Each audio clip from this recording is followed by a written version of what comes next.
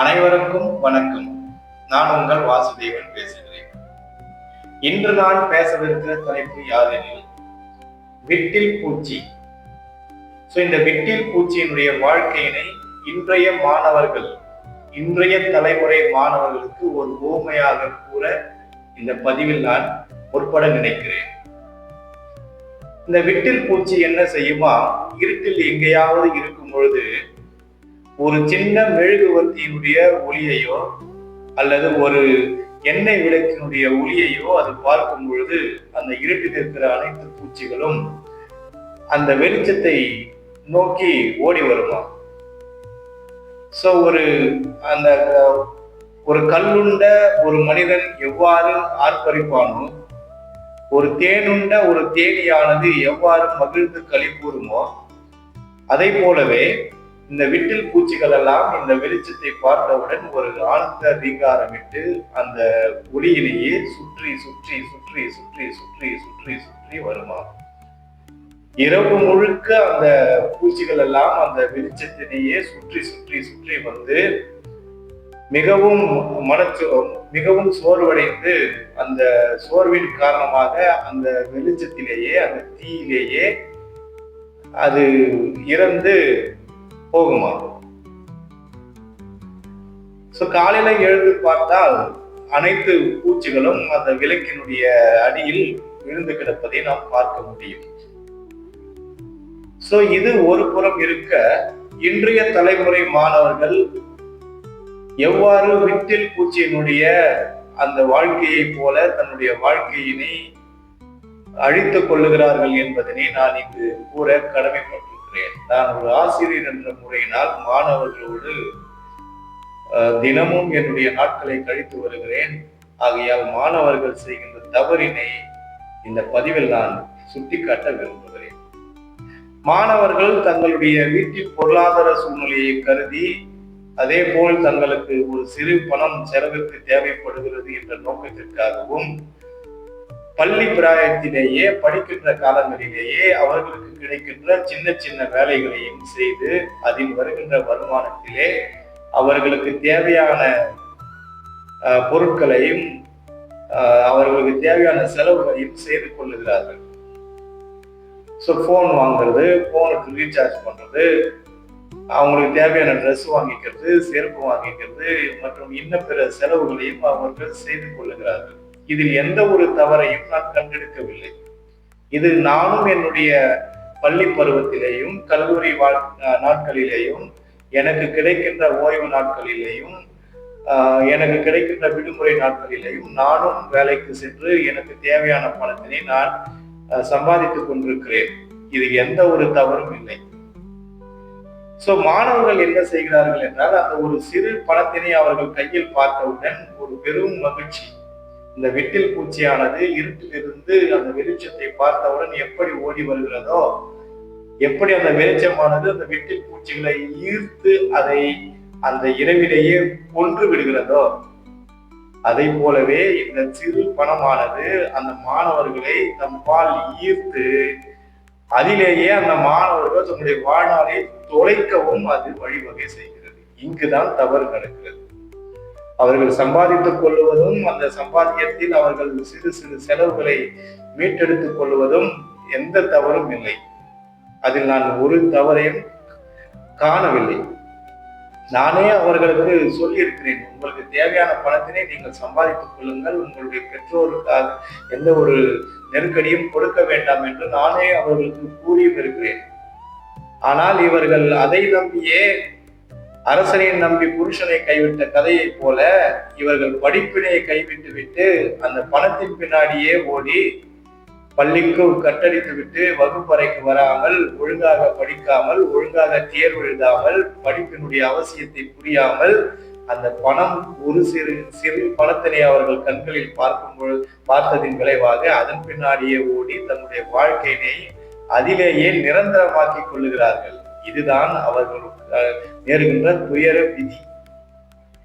இதை நான் பார்க்கும் பொழுது எனக்கு மிகவும் அங்கலாய்ப்பாகவும் மன வருத்தமாகவும் வேதனையாகவும் துக்கமாகவும் துயரமாகவும் இருக்கிறது. கண்ணுக்கு எதிரே மாணவர்கள் இப்படி விட்டில் பூச்சிகளை போல அவர்கள் தன்னுடைய வாழ்க்கையினை ஒரு இரவில் தொலைத்த அந்த வாழ்க்கை விட்டில் பூச்சியுடைய வாழ்க்கையை போல அவர்கள் தன்னுடைய வாழ்க்கையினை இப்படி தொலைத்து கூறுகிறார்களே என்று நான் ஆதங்கப்பட்ட நாட்களும் உண்டு. அதை மாணவர்களிடத்தில் வெளிப்படுத்துவது நான் அவர்களிடத்தில் கூறும் பொழுது அவர்கள் அதை ஒரு சீரியஸாகவே எடுத்துக்கொள்வதில்லை. இதுதான் இங்கு துயரம். இது ஒருபுறம் அவர்களுக்கு தேவையான பணத்தினை அவர்கள் சம்பாதித்துக் கொள்ளுகிறார்கள். இதிலேயும் அவர்கள் படிப்பினுடைய முக்கியத்துவத்தினை இழக்கிறார்கள். இன்னொரு புறம் கிராம அளவிலே மாணவர்கள் விளையாட்டிற்கு ஆர்வம் காட்டி படிப்பினை ஓரங்கட்டி வருகிறார்கள். விளையாட்டு என்பது வாழ்க்கைக்கு மிகவும் அவசியம்தான். அதுவும் மாணவ பிராயத்திலே விளையாட்டு என்பது மிகவும் மிகவும் அவசியம். பள்ளி பிராயத்தில் கூட விளையாட்டில் கலந்து கொண்டு சான்றிதழ்களையும் மெடல்களையும் வாங்கும் மாணவர்களை நாம் பாராட்டுகிறோம், வெகுவாக பாராட்டுகிறோம். ஆனால் இந்த மாணவர்கள், நான் காண்கின்ற அந்த மாணவர்கள் என்ன செய்கிறார்கள் என்றால், விளையாட்டையே முழு மூச்சாக நாள் முழுவதும் பொழுதுபோக்காக்கி கொண்டு இரவெல்லாம் விளையாடிவிட்டு பகலில் பள்ளிக்கு வந்து தூங்குகின்ற அவல நிலை இது தொடர்கிறது. அதாவது ஒரு தட்டில், ஒரு சாப்பாட்டு தட்டில் சாப்பாடானது அதிகமாக இருக்க வேண்டும், சோறு என்பது அதிகமாக இருக்க வேண்டும், அதில் இருக்கிற பொரியல்களும் ஊறுகாயும் குறைவாகத்தான் இருக்க வேண்டும். ஊறுகாயையே நக்கி விட்டு சாதத்தினை நீங்கள் சாப்பிடாமல் இருக்கவே முடியாது. ஊறுகாய் டேஸ்டா தான் இருக்கும். அந்த ஊறுகாய் டேஸ்டா இருக்குன்னு சொல்லிட்டு தட்டு நிறைய ஊறுகாயை போட்டுட்டு ஊறுகாயே நக்கிட்டு நீ நாள் கடத்த முடியாது. நாளடைவில் உன்னுடைய வயிறு புண்ணாகி அதன் மூலியமா அல்சர் ஃபார்ம் ஆகி உடலுக்கு அது ஊறு விளைவிக்கும். ஊறுகாய் ஊறு விளைவிக்கும். ஊறுகாய் பின்னாடி நம்ம ஓட முடியாது. சாப்பாடு சாப்பிடணும், அந்த சாப்பாடு சாப்பிட்றதுக்காக டேஸ்டா இருக்கிறதுக்காக கொஞ்சம் அந்த ஊறுகாயை நக்கிக்கலாம், அவ்வளவுதான் நம்ம பண்ண முடியும். அதே போல படிப்பு தான் நமக்கு முக்கியம். படிப்பு தான் ஒரு வாழ்க்கையினை உயர்த்தும். படிப்பிற்கு துணையாக நிற்பது விளையாட்டு. அந்த விளையாட்டினை நீங்கள் மாவட்ட அளவிலோ மாநில அளவிலோ தேசிய அளவிலோ விளையாடி நீங்கள் வென்று பதக்கங்களை வாங்கி உலகளவில் நீங்கள் விளையாடினால் அது அட்வைசபிள். ஆனால் இந்த கிராம அளவுல புளியமத்தல்ல ராவெல்லாம் விளையாட்டு விளையாடிட்டு அந்த சேரக்கூடாத மாணவர்களெல்லாம் சேர்ந்து விட்டு ராவெல்லாம் செய்யக்கூடாத கெட்ட காரியங்கள் எல்லாம் அந்த விளையாட்டை பொழுது செய்துவிட்டு மறுநாள் பள்ளிக்கு வராமலேயே நின்று விடுவதும், எங்கெங்கெல்லாம் விளையாட்டுகள் நடக்கிறதோ அங்கெல்லாம் நீங்கள் ஓடி விளையாட்டுகளை விளையாடி அந்த சின்ன சின்ன பதக்கங்களை நீங்கள் வென்றெடுப்பதும், அதிலிருந்து உங்களுக்கு ஒரு நல்ல வாழ்க்கை கிடைக்குமா என்றால் அந்த வாழ்க்கையும் நீங்கள் தொலைத்து விட்டு பாதியிலேயே நீங்கள் நிற்கதியாக நிற்கின்ற அந்த அவல நிலை தான் கிடைக்கிறது. நீங்கள் படிப்பிலேயும் முழுமையாக கவனம் செலுத்தாமல் விளையாட்டிலேயும் ஒரு குறிப்பிட்ட உயரத்திற்கு நீங்கள் செல்ல முடியாமல் ஆற்றில் ஒரு கால் சேற்றில் ஒரு கால் வைத்தவனை போல நீங்கள் நடுத்தருவில் நிற்கின்ற நிலைமையை நான் பார்க்கும்போது எனக்கு மனது மிகவும் வருத்தமாக இருக்கிறது. என் மனம் மிகவும் வருத்தம் அடைகிறது. ஆகவே மாணவர்களே, நீங்கள் நான் இங்கு உங்களுக்கு தாழ்மையோடு கூறிக்கொள்ள விரும்புவது என்னவென்றால், உங்களுடைய பொருளாதார சூழ்நிலையை கருத்தில் கொண்டு நீங்கள் எந்த வேலையை வேண்டுமானாலும் செய்யலாம். நீங்க கல்யாண மண்டபங்கள்ல போயிட்டு சாப்பாடு பரிமாறதுல இருந்து எச்சலை எடுக்கிறது வரைக்கும், நீங்க திருவிழாக்கள்ல போயிட்டு ரேடியோ செட்டு போறது முதல் டிஜே போறது வரைக்கும், அப்புறம் மணமேடை அலங்காரம் பண்றது முதல் இலவு வீட்டுல போயிட்டு பறை இசைக்கிற வரைக்கும் நீங்க எந்த வேலை பண்ணாலும் செய்யுங்க. நீங்க உங்களுக்கு அதுக்கு சுதந்திரம் இருக்கு. ஆனால் அது நிரந்தரம் அல்ல. தற்காலிகமாக உங்களுடைய வயிற்றை கழுவுவதற்காக, உங்களுடைய செலவுகளை மீட்டு செய்து கொள்வதற்காக நீங்கள் எந்த வேலை வேண்டுமானாலும் செய்யுங்கள். அதில் எந்த கௌரவ பிரச்சனையும் நீங்கள் பார்க்க வேண்டிய அவசியம் இல்லை. ஆனால் மாணவர்களே, உங்களுக்கு கல்விதான் முக்கியம் என்பதை நீங்கள் உணர்ந்து கல்விக்கு முக்கியத்துவம் கொடுத்து அந்த மற்ற சில காரியங்களில் நீங்கள் ஆர்வங்களை குறைத்துக் கொள்ள வேண்டும். நீங்கள் விளையாட்டில் உண்மையாகவே ஆர்வமாக இருந்தால் நீங்க நல்ல லெவல்ல அதிலேயே போங்க. ஆனால் படிப்பு உங்களுக்கு முக்கியம். நான் எத்தனையோ மாணவர்களை பார்த்திருக்கிறேன். விளையாட்டு விளையாட்டு விளையாட்டு என்று விளையாட்டை பொழுதை கழித்து விட்டு வாழ்க்கையை ஓட்டிவிட்டு படிப்பும் இல்லாமல் விளையாட்டிலும் அவர்கள் சாதிக்காமல் எந்த வேலைக்கும் போக முடியாமல் நற்கேலியா நிற்கிற மாணவர்களை பார்க்கும் பொழுதுதான் எனக்கு மிகவும் வருத்தமாக இருக்கிறது. சரிங்களா? அப்ப என்ன பண்ணுங்க, நீங்க படிப்புக்கு நிறைய முக்கியத்துவம் கொடுத்துட்டு மற்ற காரியங்கள்ல கொஞ்சம் கொஞ்சம் குறைச்சிக்கணும். படிப்பு தான் முக்கியம். படிப்பு தான் உங்களுடைய வாழ்க்கையினை செவ்வைப்படுத்தும், உங்களுடைய வாழ்க்கையினை அடுத்த நிலைக்கு உங்களை கொண்டு செல்லும். இங்க நான் ஒரு சின்ன கதை ஒண்ணு சொல்ல நினைக்கிறேன். ஒரு ஊர்ல ஒரு வயதான ஒரு பாட்டி இருந்தார். அந்த பாட்டிக்கு யாரும் ஆதரவு இல்லை, அவளுக்கு எந்த வருமானமும் இல்லை. அவள் பசியும் பட்டினியுமாக வறுமையில் தன்னுடைய காலத்தை நகர்த்தி கொண்டிருந்தாள். அவள் தினமும் கடவுளிடம் வேண்டி, கடவுளே, எனக்கு யாரும் ஆதரவில்லை, நான் பசியும் பட்டினுமாக என் நாட்களை நான் நகர்த்தி கொண்டிருக்கிறேன், இறைவா எனக்கு உதவி செய்ய என்று தினமும் அவர் ஆண்டவரை பிரார்த்தித்து வந்தார். சோ ஆண்டவரும் அவருடைய பிரார்த்தனையை கேட்டு பூலோகத்திற்கு வந்து அவளுக்கு ஏதாவது வருமானத்திற்கு ஏற்பாடு செய்ய வேண்டும் என்று எண்ணி அரசாங்கத்தில் இருந்து அவளுக்கு முதியோர் உதவித்தொகையினை ஏற்பாடு செய்துவிட்டு கடவுள் மேல்லோகத்திற்கு சென்று விட்டார். தினமும் அந்த முதியோர் உதவித்தொகையானது போஸ்ட்மேன் தான் கொண்டு வந்து அந்த மூதாட்டியிடம் மாதம் கொடுப்பாரு.